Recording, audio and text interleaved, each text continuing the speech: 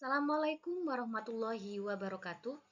Perkenalkan, nama saya Nikmatul Iza dari Prodi Pendidikan Agama Islam kelas A2. Di sini saya akan mempresentasikan buku yang berjudul Pengantar Studi Islam dari penulis Dr. Muhammad Zaini MM. Langsung saja pada pembahasan. Bab 1, Pengertian Studi Islam. Apa sih pengertian studi Islam itu? Studi Islam secara etimologis merupakan terjemahan dari bahasa Arab dirosah Islamiyah. Dalam kajian Islam di Barat, studi Islam disebut Islamic Studies. Dengan demikian, studi Islam secara harfiah adalah kajian tentang hal-hal yang berkaitan dengan keislaman. Makna ini sangat umum, karena segala sesuatu yang berkaitan dengan Islam dikatakan studi Islam.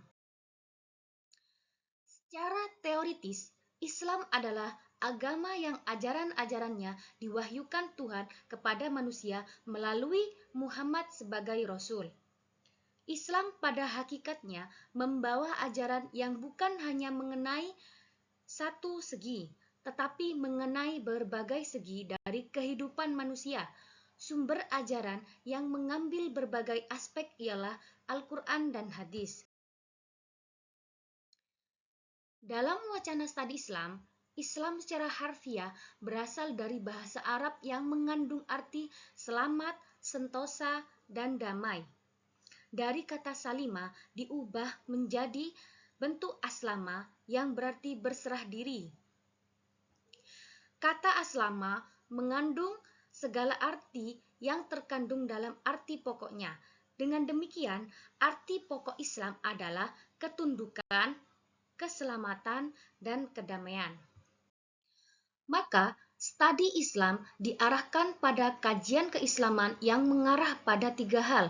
Pertama, Islam yang bermuara pada ketundukan atau berserah diri. Kedua, Islam bermuara pada kedamaian. Makhluk hidup diciptakan dari satu sumber, manusia, yang merupakan salah satu unsur yang hidup itu juga diciptakan dari satu sumber, yakni din melalui seorang ayah dan seorang ibu. Sehingga manusia harus berdampingan dan harmonis dengan manusia yang lain, berdampingan dengan makhluk hidup yang lain, bahkan berdampingan dengan alam raya. Ketiga, studi Islam mencerminkan gagasan tentang pemikiran dan praktis yang bernuansa pada ketundukan pada Tuhan, selamat di dunia dan akhirat, berdamai dengan makhluk hidup.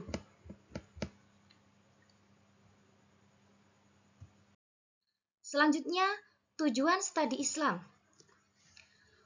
Pertama, untuk memahami dan mendalami serta membahas ajaran-ajaran Islam agar mereka dapat melaksanakan dan mengamalkannya secara benar, serta menjadikannya sebagai pegangan dan pedoman hidup.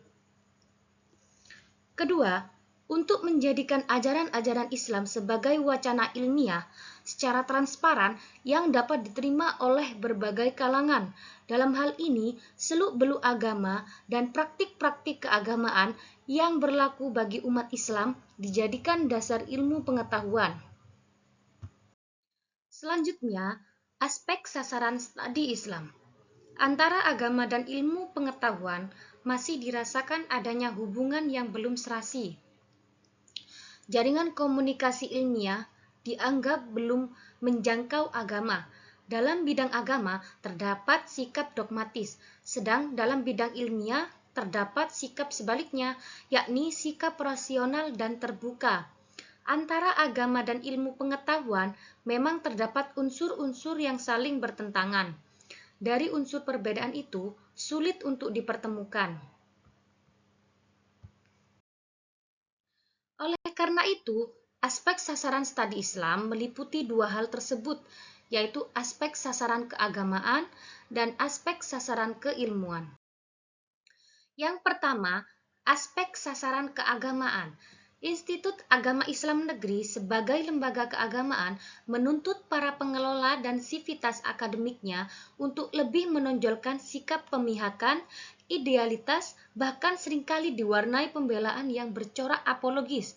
Corak pemahaman semacam itu sebagai penumbuhan sikap agar kajiannya tidak keluar dari kerangka normatif yang ditetapkan oleh Tuhan.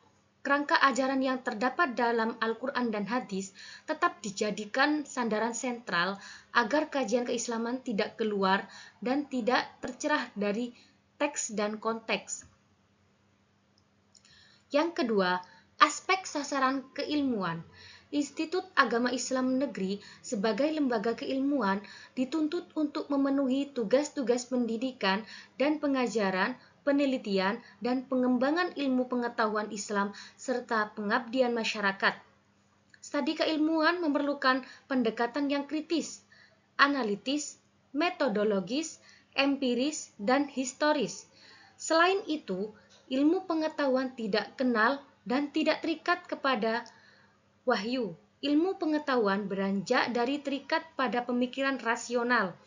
Akal akan mencari kebenaran, memakai data-data yang diperoleh melalui panca indera sebagai bahan pemikiran.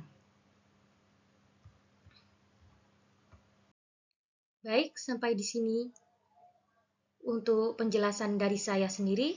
Terima kasih.